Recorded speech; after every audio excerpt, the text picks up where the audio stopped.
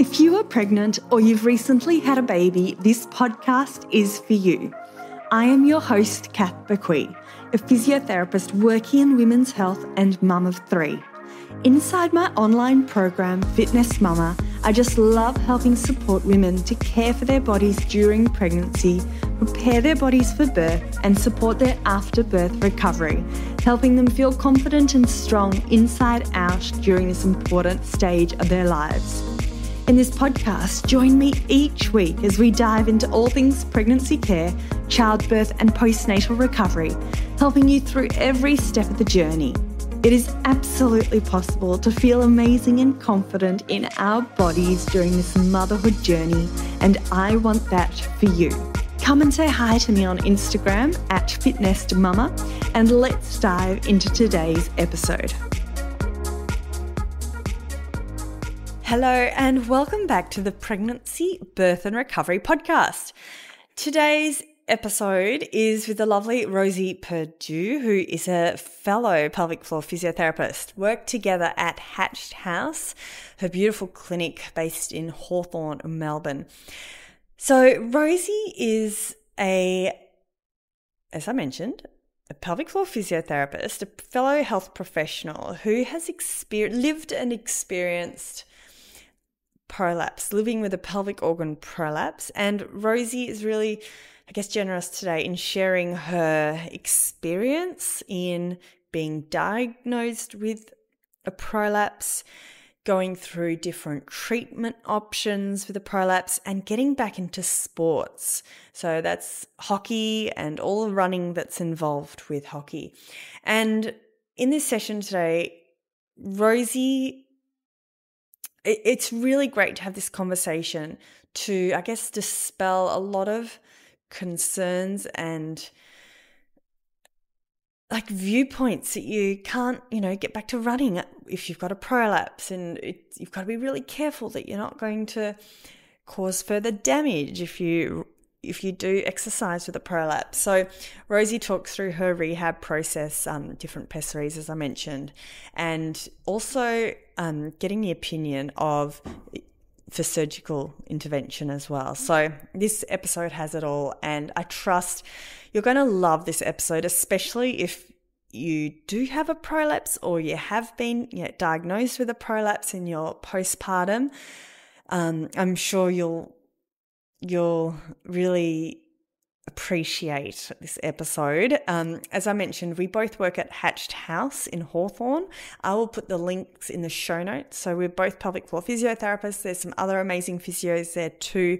If you want to book in for your pelvic floor assessment, postpartum or during pregnancy, then I'll leave the link in the show notes so that you can come and find us. Okay, without further ado, let's get straight into it.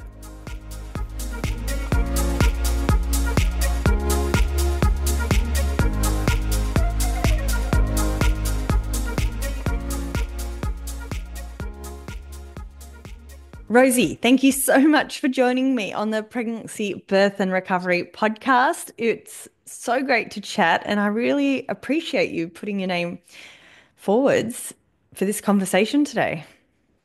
Pleasure. Nice to be here. Yes, so as I mentioned off air, we're working together at the beautiful Hatched House, amazing location, and being a physiotherapist and a women's health physiotherapist that you are, this will be a really, I'm really excited by this conversation because you have lived and breathed the experience of having a prolapse, and, being able to talk to you about how you felt in that early postpartum phase and how you managed your symptoms and emotionally, that whole journey.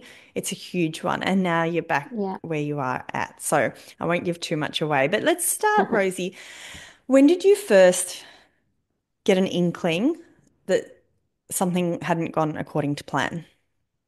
It was probably quite a while after because I have a 6.5-year-old and a 3-year-old, and with my 6.5-year-old, I had a vaginal birth, and in that birth, I actually had a separate injury, and then that really took my focus. So postnatally, I was recovering from a coccyx fracture.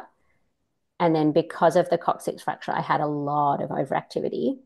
And that was very all consuming. So I was really focusing on reducing my pain because the pain was outweighing anything else that was happening in terms of my recovery. So at the time, I did not consider having a prolapse. I didn't know I had a prolapse. I wasn't feeling any prolapse symptoms as such because I was focusing on reducing the pain from all the overactivity around my pelvic floor around to protect that coccyx. Okay. So I saw, I guess this, and we find this clinically, when you see someone, there's so many issues that you have to really prioritize. So potentially my pelvic floor physios did recognize that I had some degree of prolapse, which is also quite, as you know, quite normal postnatally, but it wasn't my focus. My focus was on down training and getting rid of the pain. So it probably wasn't until I reckon even close to a year postnatal when the pain side I'd really got under control that then other things were kind of surfacing. And that's also at the time that I started to do more. My baby was heavier. I was demanding more of my body. And then I got the pain under control.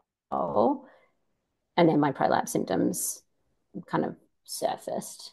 Mm. So it was quite a bit later, actually. Yeah. And a year to get the pain under control. You poor thing. I that's quite a Yeah, while, it was isn't it? pretty awful. Mm. Yeah. And then I guess also with our background, I really recognized that it had become then chronic pain rather than acute pain. So Right. the the process then with the chronic pain side of things is um, that it is very emotionally connected. So Mm. when I would get upset about my pelvic floor, that then my pain would start to creep back again. Yeah. So I think part of my like rehab then was even my rehab for like prolapse, part of it was then trying to focus on building my strength. But I was like, I have worked so hard to reduce that Mm. tension that the thought process of then doing pelvic floor exercises then upset me. Wow. So Yeah. then upsetting me would then bring back the tension and then the pain would come back. And the pain symptoms would outweigh my prolapse symptoms. And Oh. it really just a lot of it for me was time. Like I'm okay with it now. I'm sitting on a normal chair without a cushion. Like pain wise, very much under control. Prolapse symptoms, I'm now like emotionally managing it, and we'll talk through this. Like I did the Mm. textbook rehab, um, and so now I'm okay with it. But it definitely, Okay. even coming from a pelvic floor physio point of view, I wasn't okay with it at the Yeah. time. And I can imagine first year postpartum, you've got a new baby, mother for the first time. Like that in itself is a massive transition. And I can only imagine what it must have been like going through with the pain symptoms too. So I'm sorry, I didn't know you'd experienced that. So sorry to Thank hear. you. And thank you. Yeah, it was pretty shit, but yeah, I'm okay now. Yeah. Okay. So pain subsides. What do you Hmm. start to notice? What made you think, oh, something else is going on here? For me, I don't get the typical heaviness, dragging, bulging sensations, even though I do have that anatomically. I get incomplete emptying of my bowels. Hmm. And that's pretty consistent all the time. So I have a cystocele and a rectocele, a stage two of each. And so where my back passage drops forward, almost every time I go to empty my bowels, it's incomplete emptying. So I externally splint. So for the listeners who aren't pelvic floor physios, I push up on the perineum externally to provide a bit of extra support so that I can fully empty my bowels. So whilst that is, I get by day to day, like that's really not the end of the world. It's annoying. Mm. Um, And then Can fortunately, I don't get pain from it. okay. Now, can I dive into those symptoms a little bit more? Like, I can imagine you probably Mm, had more awareness because this is your job. But for those who are yeah, listening, because you can get away with incomplete emptying of the bowels for quite a while before sort of realizing that there is an issue. Like, what symptoms did yeah. you The notice sim initially? the symptom of it, or if I don't manage it really well, is Mm, regardless of diet, regardless of water intake, I'll get constipated. yeah. No matter what, I'll get constipated. And then, unlike the easy people who just do a poo every day, I will almost not recognize that I'm constipated, and I'll realize I haven't gone for about 3 days, and I'll be really uncomfortable. Yeah. Okay. And then it will fluctuate the other way. Yeah. Okay. Yeah. And at what stage did you start to trial the splinting, like the supporting with the perineum? Yeah. Uh, I don't even remember. I probably would have almost instinctively done it Mm. Even from before very you'd early. had an assessment and knew that you had the issue, or did you Yeah. already know you Yeah. had the issue? You already knew you had it then? No, I reckon I would have instinctively done Yeah. it before I'd done any assessments. I also get stress urinary incontinence as well. Um, and so that again is a symptom of my cystocele, so my bladder prolapse. Um, but the reason I probably didn't raise that straight away is it's all about bother factor. And whilst yes, it's annoying to wee myself, I have learnt to manage that really well. So therefore, it doesn't bother me that Hmm. much Yeah. um, because I use things to not have stress incontinence when I'm in a situation when I would have stress incontinence. So I Hmm. knew that there's always been symptoms, but in a scale of bother, the stress incontinence doesn't bother me as much. So just to explain that for the listeners a little bit more, Yeah, when we're in pain, it's very easy to say, on a scale of 0 to 10, how much in pain are you? 10, the worst pain, 0, nothing at all. And you can sort of give yourself a rating. With something like prolapse, the symptoms can be vague and like with yeah, Rosie, very vague and fluctuating symptoms. So you can't put an easy number on. So this is when the bother scale can be really helpful because we're asking how much does it bother you from, day-to-day life? 10, is it really bothersome and impacting you day to day? 0, not at all. What was your yeah. bothersome scale? Do you remember initially? Testing you now, No, 6 years and ago. it's more the consistency over time that has bothered me. Yeah. So, um, and for different factors. So, for stress incontinence, I only get stress incontinence when I demand a lot of my body, which is when I play hockey. So, I've now learned to manage that. And if I play hockey, I wear a Contiform, and the Hmm. Contiform, the device that kind of almost like shuts the urethra a bit, I then don't get stress incontinence. So, it doesn't bother me that much because I manage, like if I didn't have it, absolutely I would wet my pants playing hockey. And occasionally I forgot to wear it. And yeah, that's been really Yeah. bothersome if Yeah. I'm wetting my pants at hockey. But also Okay. I can, if I remember to wear that, then it doesn't bother me that much. Um, I don't, if I sneeze, I wouldn't wet myself. But Yeah. then, a little bit of splinting on the toilet, fine for a little while, but that it's now 6 years down the track, that consistency has worn me down. And now that's bothersome. Whereas at the start, it probably didn't bother me that much. Yeah. Okay. Now I want to dive into the Contiform in more detail in a little bit. Mm, Um, but just what you just said then, over this, so the bowels didn't bother you that much initially. You were managing it, you were providing that yeah. external pressure, going quite regularly, but now why is it starting to bother you more over 6 years? Can I you think it's explain just, that? when I never wanted to do it in the first place. But if you're doing it again and again and again, like the ongoing nature of it, it's Mm, now like, yeah, I've had enough of that. I'm yeah. still managing exactly the same way, but it's probably now the emotional toll of I can't be bothered doing this anymore, even Okay. though I'm still managing it the same way. Okay.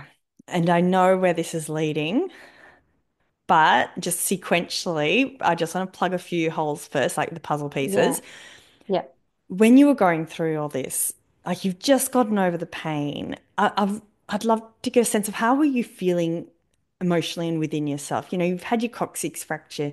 You now, gosh, you're like, wow, I've now got a prolapse I'm having to deal with. You've got new bubs. Like, what was going on then in your life? How are you feeling? I I felt really broken. Like physically, I was like, oh, my vagina's broken. And like I'm emotional about it now because it's like Yeah, I know what I know what clients go through. I hate telling people they've got a prolapse yeah, because whilst there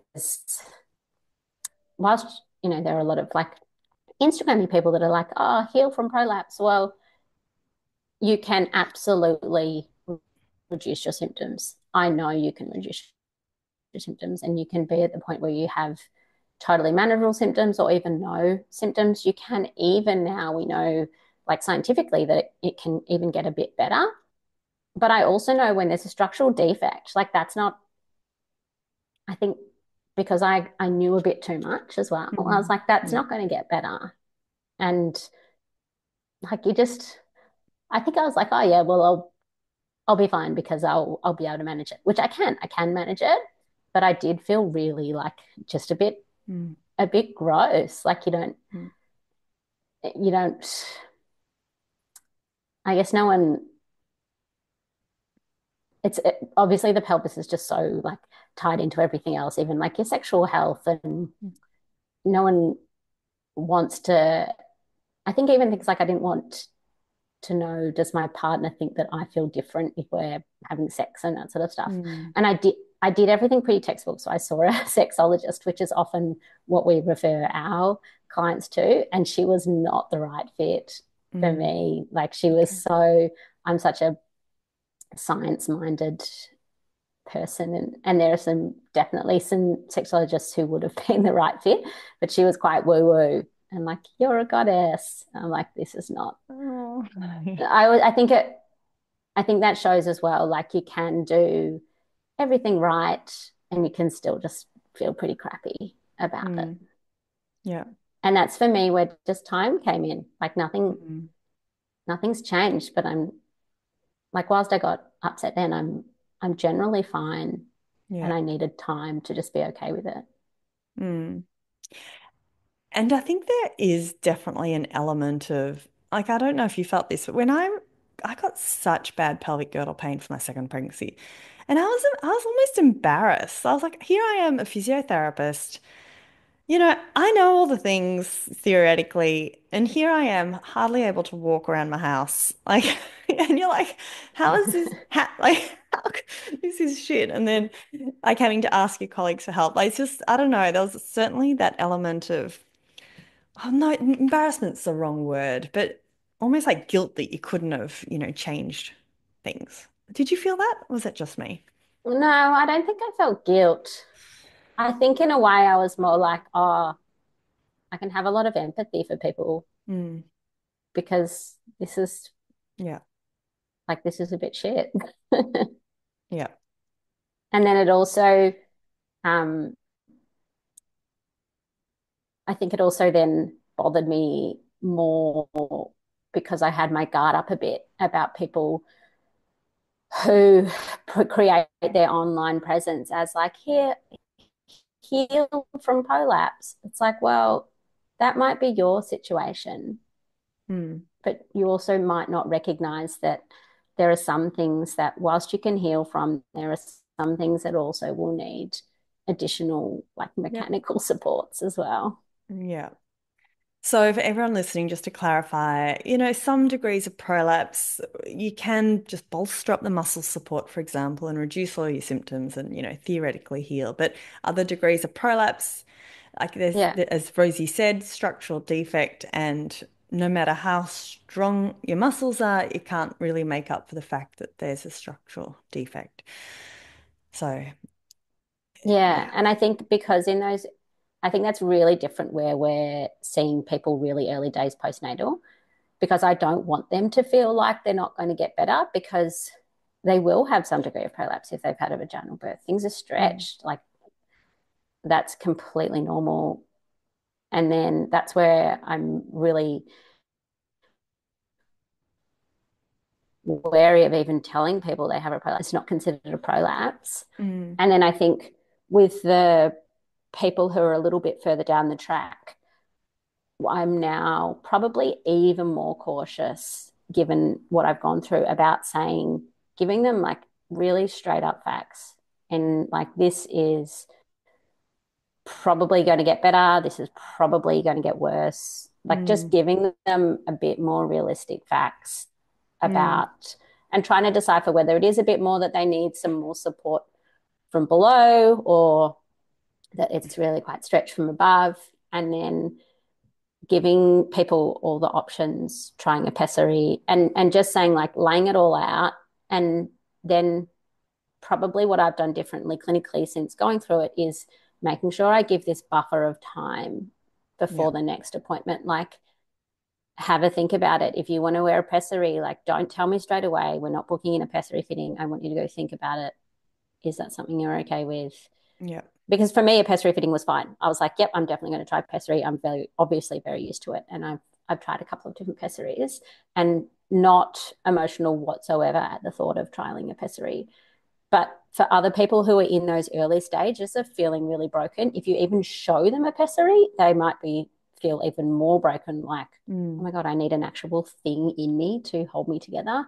Yeah. And I think that's where I now give people a lot more buffer of time before giving them their options. Mm.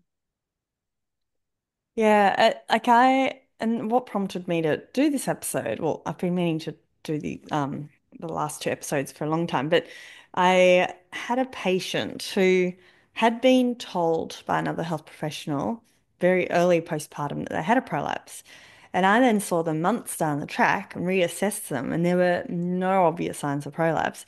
But in that time period between them being told they had a prolapse and me seeing them, they'd stopped exercising. They were fearful of moving their body. They'd fallen into like a depression. They were so sad that they thought they'd never be able to run again.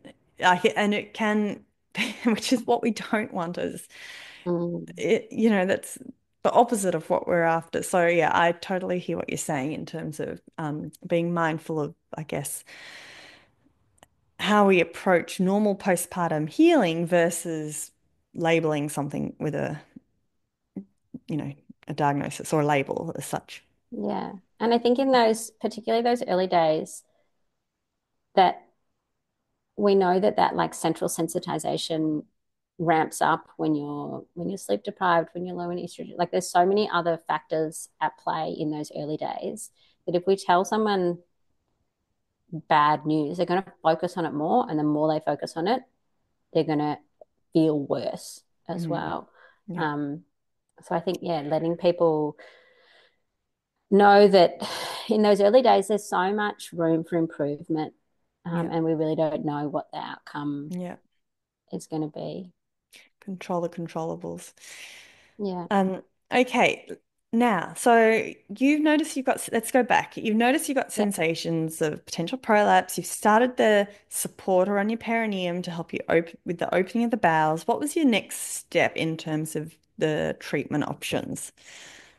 I waited till because it was quite a long way down the track, um, that I kind of wanted to manage prolapse symptoms rather than other pelvic floor symptoms.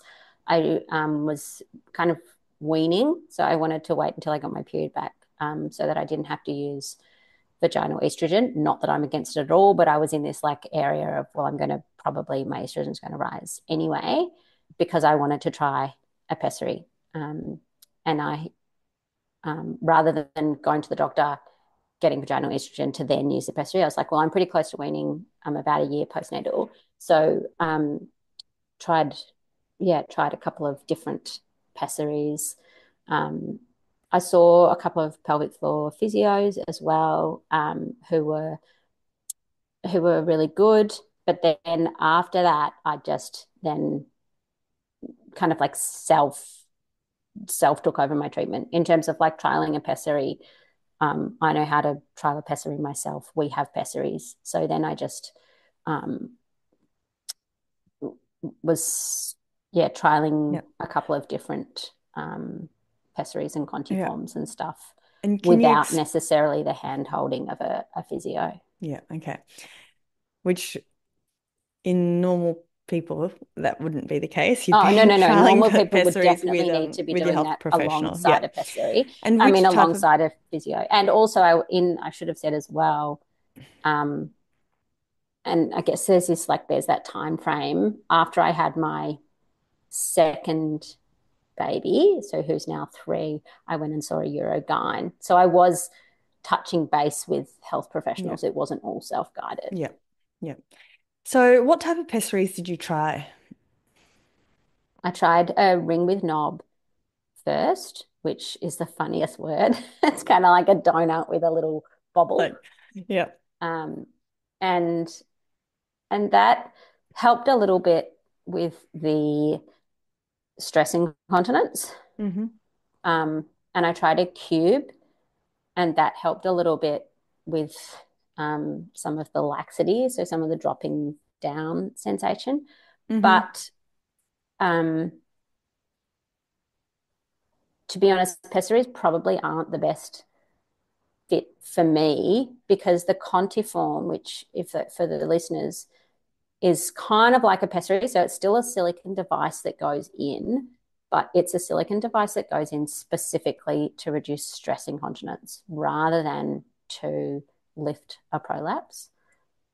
So, in terms of managing my incontinence when I play hockey, the Contiform worked better for me than the ring with knob. And the ring with Mm. knobs, the goal of that was for stress incontinence, but Yeah. I don't get much other than playing sport, so I'd much rather use a Contiform to play sport. Yeah. And then Which why is that? it just Just for works so those much better. listening.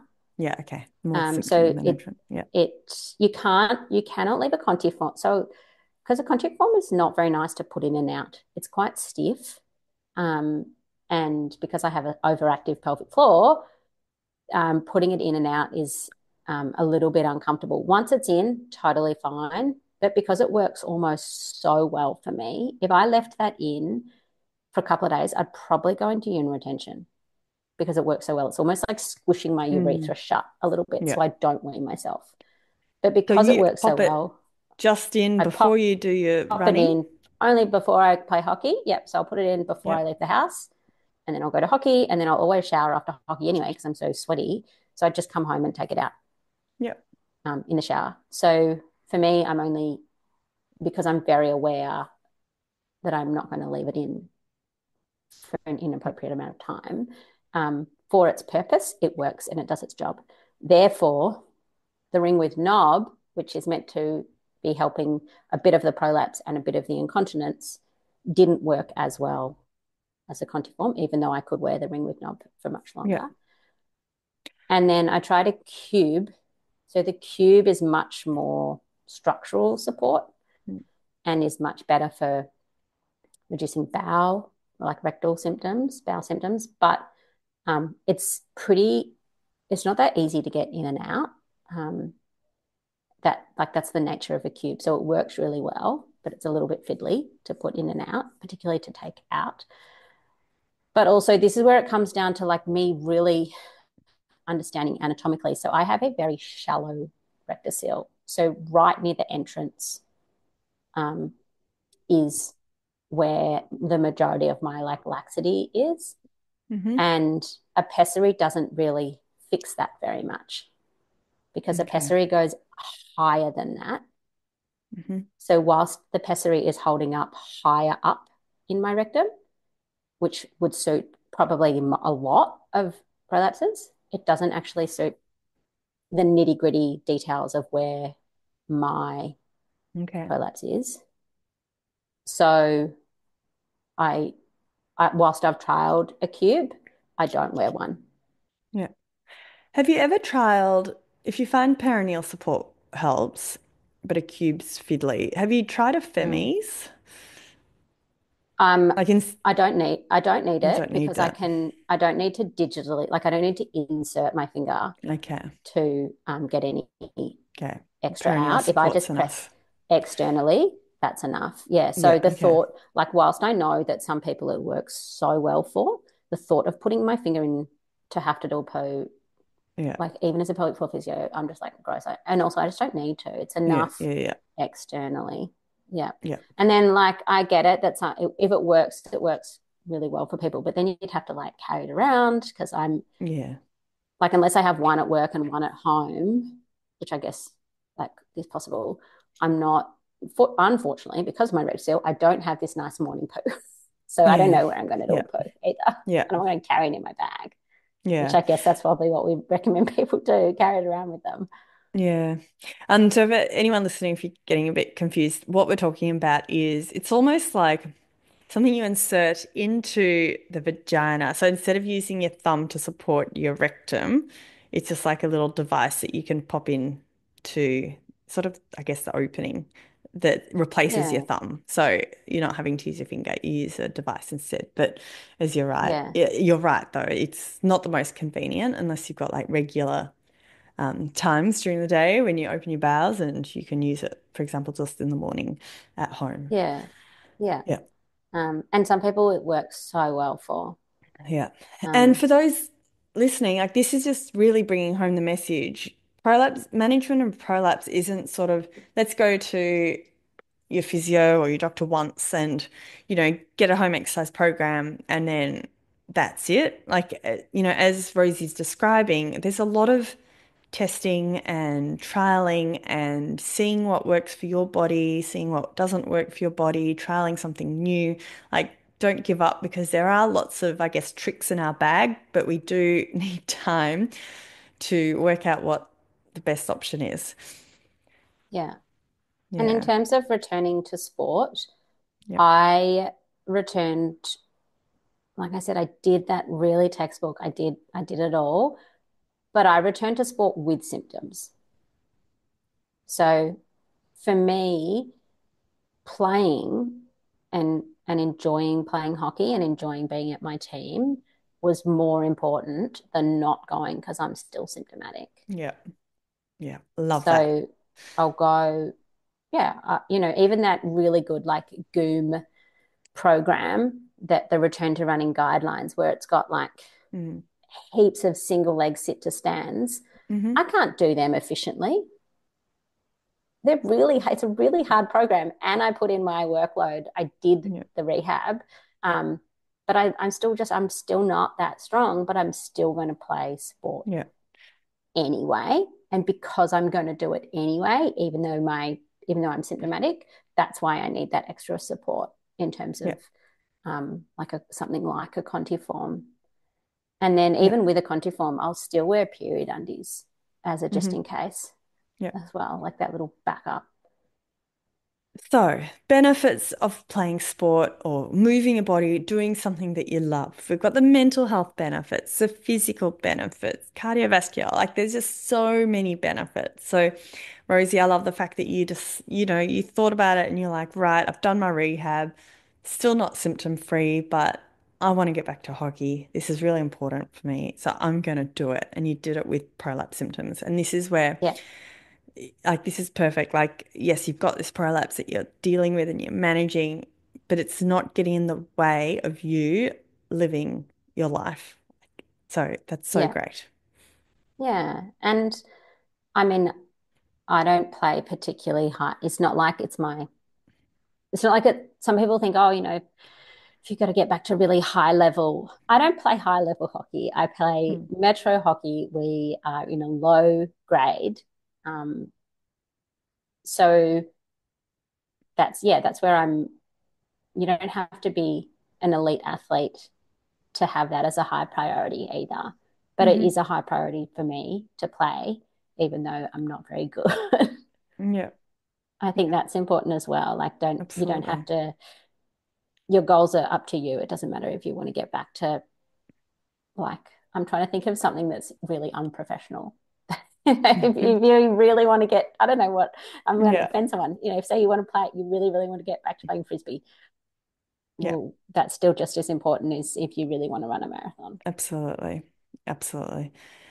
And the big concern that people are going to make their prolapse worse by running with symptoms or playing hockey with symptoms or frisbee, whatever it is. What do you Mm. say to all those women that are that have heard that, if they do something, they can make it worse?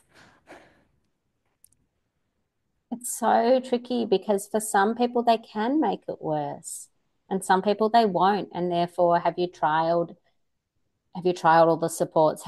Is there a pessary that fits you? So you're lifting everything up to be able to be symptom free and not risk getting worse. Mm. Um, but then for some people, yeah, you might be risking a bit worse. And then nutting out is that you or you're not in that Yeah. sphere as well. Like it's so individual. Uh, And I've started lifting weights, um, and it is making my prolapse worse. But is it making your prolapse worse or is it making your symptoms worse? Because I know over time, and it's like over 10 years and over 20 years, yes, there It'll can be probably extra making stretch. Yeah. Yeah, it's probably making my symptoms Yes. worse, And I think rather that, than anatomically worse. yeah, But also, like if your symptoms are worse, that I think that outweighs whether it's making you anatomically worse. And then well, again, it comes back to how much is it bothering you. If yeah, your symptoms are getting worse and it doesn't bother you, do it anyway. Um, yeah, but that's true. also for some people, absolutely, it won't make them worse. For some people, yeah, the fear Can make of him, doing it, the fear might make you worse because you might be really grippy. yeah. And it's so So, hard because it's just not a one size fits no. all. But I think that is an important clarification. Like what one person thinks is worse is probably could be different to what someone else thinks is worse. So that was interesting because what we were talking about were two different things. I was Yeah, thinking is if you've got prolapse symptoms and you're playing hockey and your symptoms get worse, like is it actually getting anatomically worse? And I guess there's a lot we don't know with research, but we know there's over the course of 10 years, 20 years, there is a gradual increase of stretch of all the fascian. Yes, it could anatomically get worse, but it could also anatomically get worse without doing the running and just with just doing age. normal Yeah, life and with age and menopause and being up against gravity. So we actually, and yes, it can make the symptoms worse, but I think it can be reassuring for women to realize, okay, my symptoms are worse, but it doesn't mean the prolapse is worse. And I can potentially, after my run, for example, or after playing hockey, I can come down, I can lie horizontal, I can have a break, I can pop in a pessary, I can do some strategies to potentially make the symptoms better. Would you agree with better. that, Yeah, Rosie? definitely, Yeah. definitely. And then you've got the benefit of doing what you wanted to do, which Mm. outweighs feeling a little bit worse for a little while Yeah. as well. And I think definitely knowing, okay, well, I'm not doing a lot of worse for my body. I'm not, yeah, I'm not doing the wrong thing Yeah. because I That's think right. then people are like, oh, have I done something wrong? Yeah. And it And that becomes, blame on yourself is not yeah. helpful. And I think what you said before was great in terms of your symptoms might be worse, but that doesn't necessarily mean your bother is worse as well. So Yeah. it's so different for everyone. Yeah. Yeah. And I Oof. think that's where, like you said before, in terms of you can try something and with prolapse management, you can try different things and they can keep changing as well. Like I'm demanding more of my body now by lifting weights, which I didn't used to do. And so now I am more symptomatic, whether or not my like anatomical grade has changed because I'm more symptomatic, it is bothering me more. Mm. Therefore, I'm going to have another um, surgical opinion. But that's kind of like a last resort, and I I definitely recommend for my patients, try everything as well. Don't. And for some people, absolutely, surgery is not on the cards. But I also think that sometimes as physios, we try and manage everything conservatively because that's Mm. what we're good at. Mm. But I also think it's valid to be like, okay, well, you've tried all the conservative management, and do you want it? Yep. I'm not going in for surgery. I'm going to go get an opinion from Yep. another surgeon. Okay, I'd like to dive into that a little bit more. At what stage did you Mm. get your first opinion, but with a was it a urogynecologist? Yeah, yeah. When after my second baby had been born, Yep. so I knew then I wasn't having any more children. Hmm. So for one, obviously like pregnancy and birth is going to play a role. And by then, so we'd finished our family, and I had also then finished breastfeeding my Hmm. second. So he was about a year old. Um, so then I knew that like anatomically things had kind of leveled out and settled a little bit. I wasn't going to have another baby. I wasn't going to be pregnant again.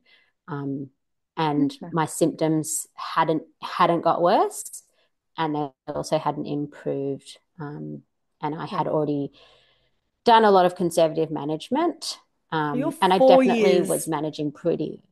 Yeah, so You're four, for 4.5 years 4.5 years. after my Okay. first Yep. birth, yep, and I got a surgical opinion, and the Eurogyne I chose because I knew her, and I chose because she's really pro physio as well. So she's not gung ho into surgery unless trying all the conservative measures. Um, so she was just like, you don't need surgery. You're managing well conservatively. And because I knew her professionally, she was really nice. She didn't go into a lot of like, these are all your options, conservative management. She knew I knew that as well. So it was probably a little bit of a different consult than another person might have with her. Mm. Um, and so, yeah, I was like, okay, well, Mm. I'm managing well. And then it's only really recently that I've now decided actually I want another opinion Yep. because just like everyone, there are different, um, you can be swayed a little bit more to surgery and you can be swayed a little bit more to conservative management. And I specifically chose the last Eurogyne because she was swayed towards conservative management. And I've done everything I can for conservative management. I manage quite well, and I want another surgical opinion now. You're going back to the same, you're No, I'm no, going to a someone different different. one Yeah. who's Okay. not as conservative Yeah. Right. Would the as first the one last not one. have, like if you'd gone back to the first one and said, Mm, okay, I've done all the conservative management now and it's still bothering me and I'm ready for the next, level of options, do you not think they would yeah, have then discussed surgical options?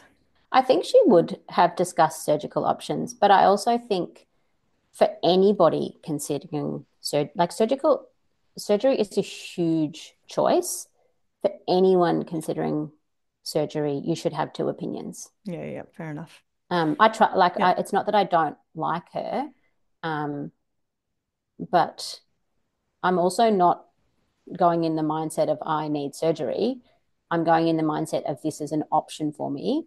And Yeah. again, I'm kind of doing everything textbook. Like any Mm. surgery, unless it's like urgent, like need it right now in the Yeah. ED, where you go with what the doctor says, any surgery I would recommend getting two opinions.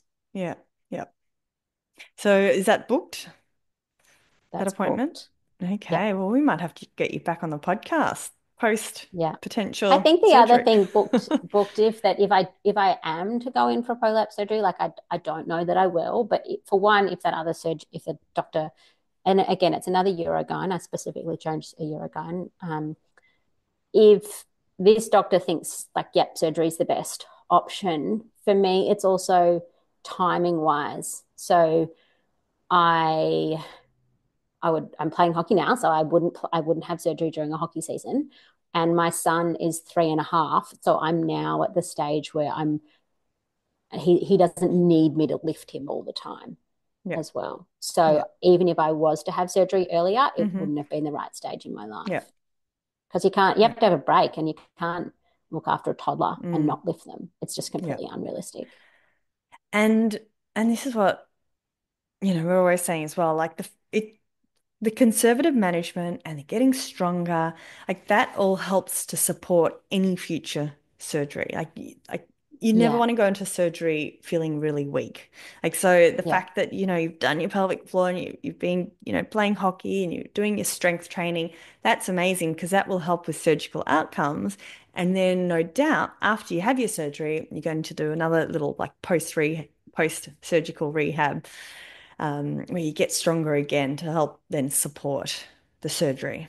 So yeah. physio pre and post surgery for anyone listening is super, super important, whether or not that's And pelvic I floor also don't rehab, want the, but yeah, I also also don't just want the whole the body. listeners to think that it's like, you try all this stuff and then end up in surgery. Mm, My point is that it's everyone is individual, yeah, and you might get to the point where you've rehabbed everything and you feel good, yeah, even and even a specific diagnosis can seem very similar. So if someone else has a stage 2 cystocele and I have a stage 2 cystocele, it's not the same injury either. mm, And it's not the same symptoms, it's not the same bother factor. And mm, someone else who literally sounds like they have the same problem might get to the point where they can play their sport and have no symptoms mm, and great. Like yeah, that's your outcome. yeah, And you can even have that with a stage 2 prolapse as well. You can be completely symptom free. So your physio might do an assessment and, 5 years down the track, you still have a stage 2 prolapse. mm, But also, you're not going to, if you have no problems, you're not going to do anything about that. You'll just keep doing your pelvic floor rehab and yeah. stay really strong and stay doing what you want to do as well. I So the love, diagnosis yeah, part doesn't mean that you've got the same pathway as someone with the same problem. yes, I love that you brought that up. Thank you. That's great. And on that note too, an assessment, a lying down, a supine assessment is different to a standing assessment. A morning assessment could have different results to an evening assessment. So it's not like a fixed number or grade, or it's not as simple as that either. So yeah, it's great Yeah. what you just mentioned. Okay. So, Rosie, is there anything to finish off with that you just, any further information or last piece of advice that you'd like to give to anyone listening today who's perhaps been told they've got a prolapse or they're suspecting they've got a prolapse and they're feeling really, I guess, as you said at the start, broken by their diagnosis? Anything you want to finish with here? Yeah, I've got two things. Mm-hmm. Give yourself time. Like time to physically heal, time to be okay with it, time to um, that saying like time heals. Well, it really does in so many ways. So give yourself a bit more time. And secondly, don't go on to forums. So I never went onto forums as a person with a prolapse, but I have been on those forums trying to give some advice. And like you're getting advice if you're on a prolapse support Facebook page or something, people will be throwing advice at you, Mm. being like, I have a stage 2 cystocele and I've never been the same again. Well, that Yeah, it's not an individual assessment. can be overwhelming. So get yourself, yeah, it's very overwhelming. So give yourself some time Yeah. and get an assessment with a pelvic floor physio and also expect that it will be a little bit of trial and error in Hmm. terms of your management. Yep. I love So that. don't think, oh, they fit me with a pessary and it didn't work, therefore I'm not going to wear a pessary. Well, you might try another one. Yeah, absolutely. And I'll pop all the links for Hatched House in the show notes if anyone wants to come and see Rosie or myself or any of the other amazing physios there for a pelvic floor assessment.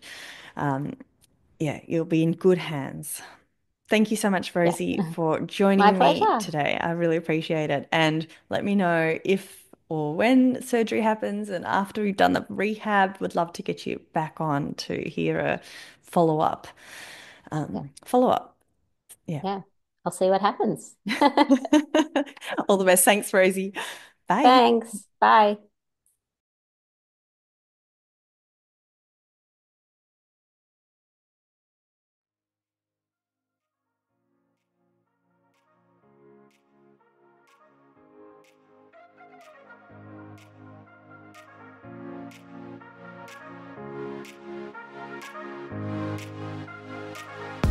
Thanks for listening to the Fitness Mama podcast, brought to you by the Fitness Mama freebies found at www.fitnessmama.com/free.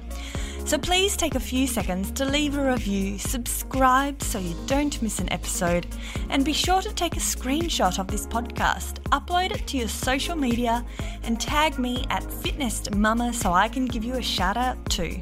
Until next time, remember, an active pregnancy, confident childbirth, and strong postnatal recovery is something that you deserve. Remember our disclaimer: materials and contents in this podcast are intended as general information only and shouldn't substitute any medical advice, diagnosis, or treatment. I'll see you soon.